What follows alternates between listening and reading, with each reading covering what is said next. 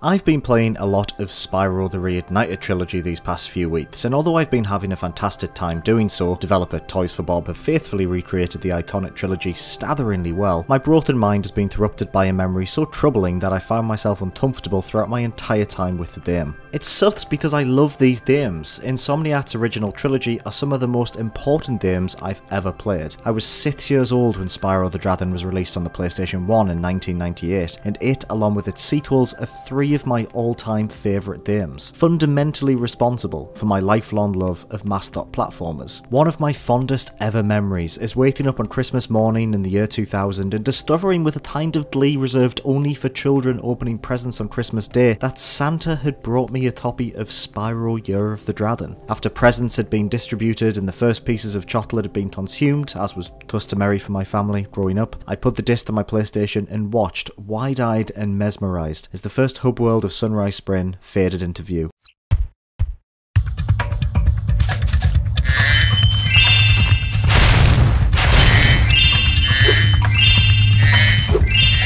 The opening bars of that level's theme are seared into my brain, synonymous now with Christmas, evoking a feeling of excitement so pure that I can only dream of recapturing it as an adult. So here I am, 26 years old, riddled with depression because of how society favours work over the mental health and well-being of its citizens, alongside an unfortunate genetic predisposition for just being sad all the time, and I can't even enjoy Spyro anymore because of what happened in 2016. Okay, deep breath, it's okay. Ugh.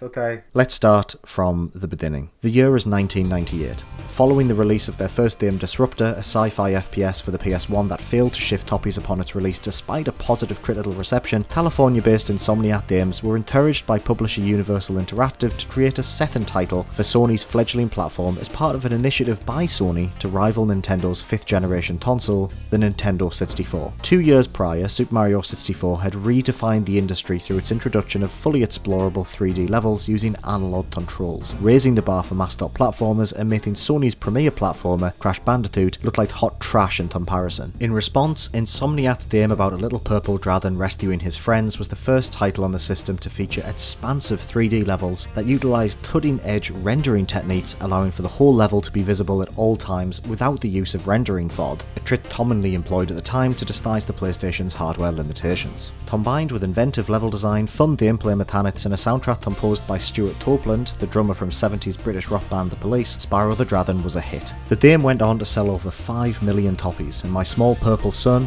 my wee lavender boy, became a household name to an entire generation of players. Over the next few years, Insomniac would go on to develop 2 sequels for the PlayStation: Spyro 2 Gateway to Glimmer, it's not called Ripto's Rage, how dare you give us the American name in the Reignited Trilogy, Activision, you fuck, and Spyro Year of the Dragon. Both games improved upon the original in every way, Spyro 3 especially so, adding in numerous new characters to play as alongside the ability to skateboard because it was the year 2000, so of course they did. Both games received high praise from both critics and fans and helped establish the PlayStation as a viable console for younger players at the time. After wrapping up development on Year of the Dragon, Insomniac Games called it a day on their time with the franchise. The company, who had created both Spyro sequels in less than 12 months each, Spyro 3 was developed in 10.5 months. 10.5 months! Felt like they had done everything they could with my tiny indigo offspring, deciding instead to focus their efforts on establishing a new franchise for Sony's upcoming PlayStation 2. Ratchet & Clank is, in a lot of ways, a true successor to the original Spyro trilogy, expanding upon the quirky characters and incredible level design that made those original 3 games so memorable in new and exciting ways. Also, Agent 9 and Spyro 3 seems awfully familiar now, doesn't he? Following Insomniac's departure from the series, rights holder Universal Interactive entrusted the franchise with a large number of different developers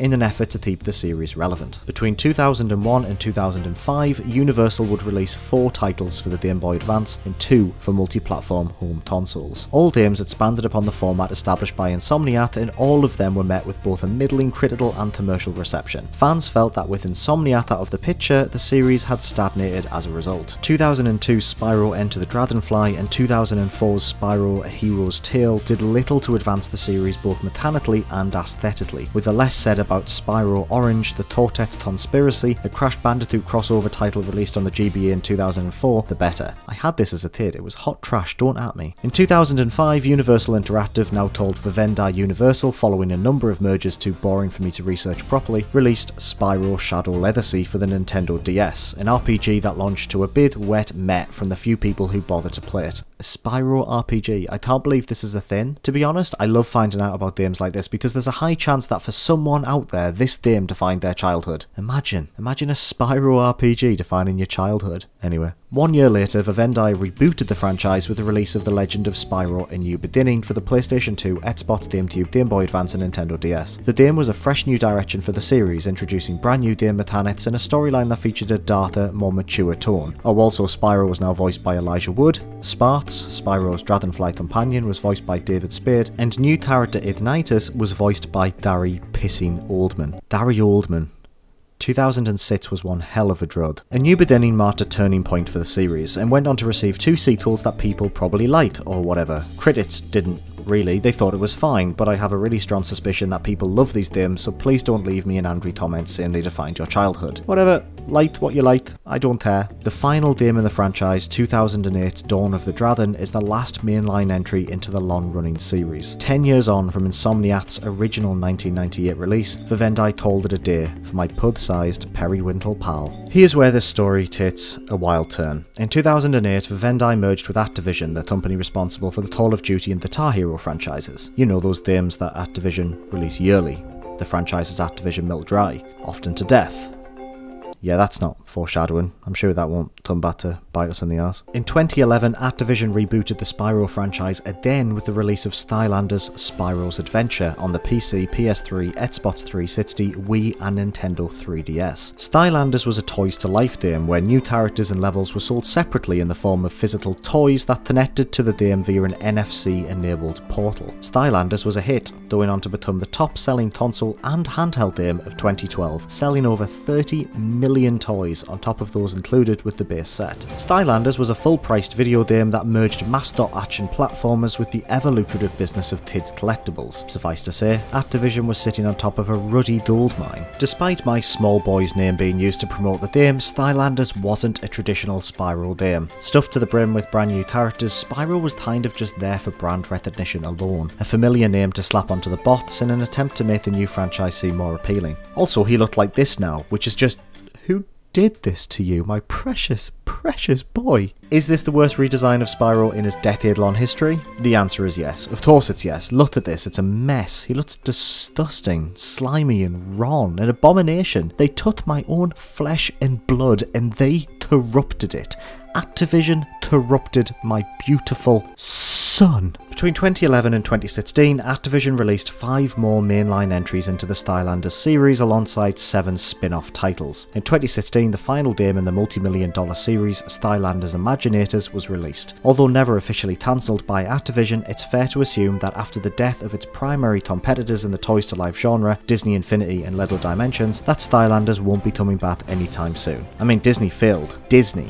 That genre is dead. Oh wait, no. It looks like Ubisoft missed that message. Ugh. I know what you're thinking. Wow, they really did Spyro dirty, huh? He was shoehorned into a game with little to no creative consideration purely to sell copies to consumers who don't know any better. It's no wonder that you're angry. Well, here's the thing. I don't mind Skylanders. Although it was slightly upsetting to see a beloved character from my childhood redefined in such a way that threw its legacy to the wayside in order to launch a new franchise, I can't say I was ever particularly bothered. People adored Skylanders. They were well-made games that their creators clearly spent a lot of time and hard work making. I'm fine with Skylanders, that's not my problem. You see, on October 28th, 2016, Skylanders Academy debuted on Netflix. The animated series, a spin-off of the video games that starred Spyro as the main character, was generally well received by critics and fans. The show is still running today, with its 3rd season launching as recently as October 2018. Again, this is fine, I don't mind the show at all. From what I've seen, it's a competent show for children. My problem is with episode 11, an episode titled Crash Landing, that stars none other than Sony's primary mascot for its debut console, my orange uncle, Crash Bandicoot. Super twit lesson to understand how this happened. In the 1990s, both of Sony's mascots were owned and published by Universal Interactive. Both games also follow a similar story to one another in terms of their creation. Developed by California-based Naughty Dog, Crash Bandicoot was originally released on the PlayStation 1 in 1996 to critical and commercial success. Naughty Dog would go on to develop 2 more mainline entries into the franchise alongside an excellent kart racing spin-off, Crash Team Racing. As a result of a turbulent relationship with publisher Universal, Naughty Dog would depart the project in order to work on a new series, Jak and Daxter, for Sony's PlayStation 2. Universal would go on to bring my Tantalube relative to a number of other consoles, releasing 13 plus Crash Bandicoot games between 2000 and 2010. The last entry in the series, 2010's Crash Bandicoot Mind Over Mutant, was not great.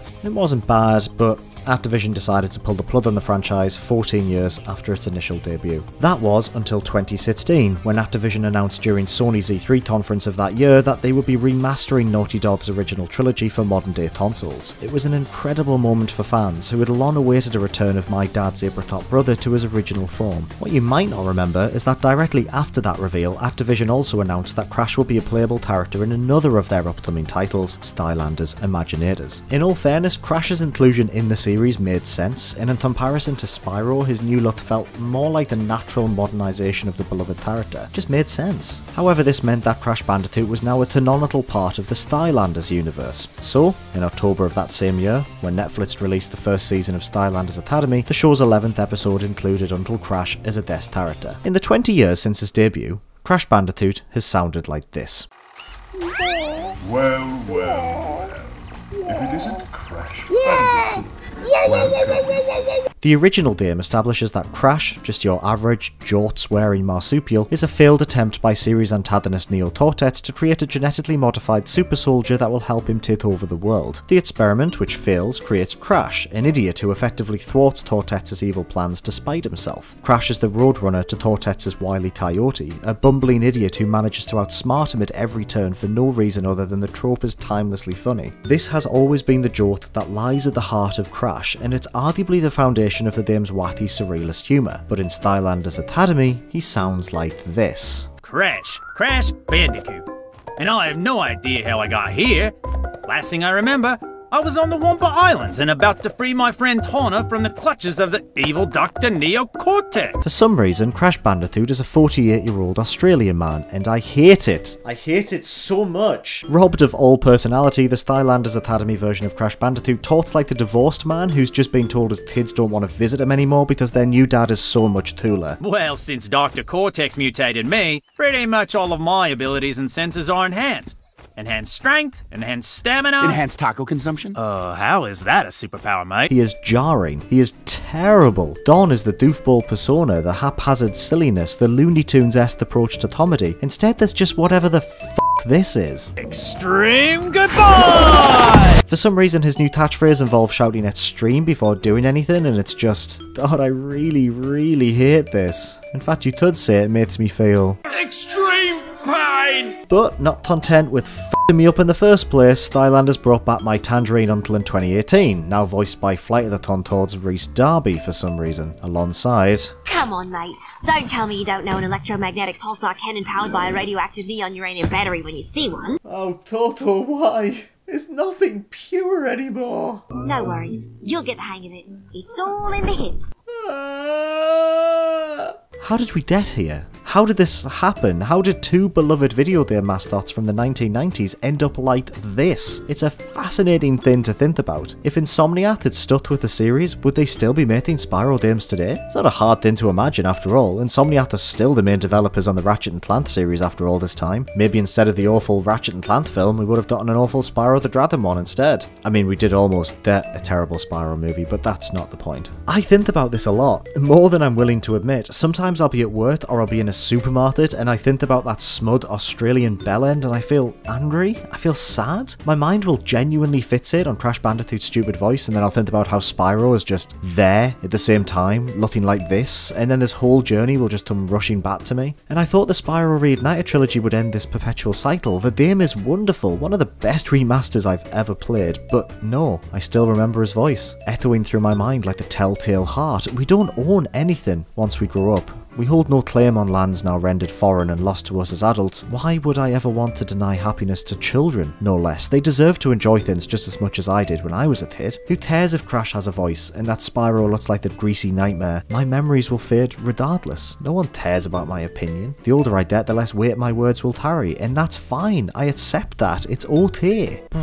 What's my point here? Do I have one? I don't know. I want it to be angry, but it's not really a sustainable foundation of which to build a video upon. Instead, here I sit, bleak and cold, wondering where my childhood went and hoping, for 1 second longer, that one day I will ever be as happy as I was on that cold Christmas morning when I unwrapped a brand new copy of Spyro Year of the Dragon. Oh, side point, but seeing as though you've stuck with me for this long, Nasty North in the original game is portrayed as a villain, but when you really think about it, Spyro and his Dragon friends are a patriarchal society that hoards wealth and looks down upon other creatures to the extent that more often than not they'll just kill them indiscriminately. Nasty North, on the other hand, fed up with the bourgeoisie Dragons who govern all of the kingdoms of their world, literally takes their wealth and turns it into soldiers in order to trap the Dragons, creating a fairer and more equal society. I guess that kind of means that Nasty North is an archetypal representation of a communist leader, including how even when he has achieved his goals he still maintains the leadership role, refusing to give up his stature as the ruler of the Norths. Meanwhile, Spyro and his brethren represent the male-dominated world of capitalism, a flawed system that literally favours murdering living, breathing creatures in order to gain wealth. Why have you watched this to the end? This is the worst video I've ever made. 8 out of 10.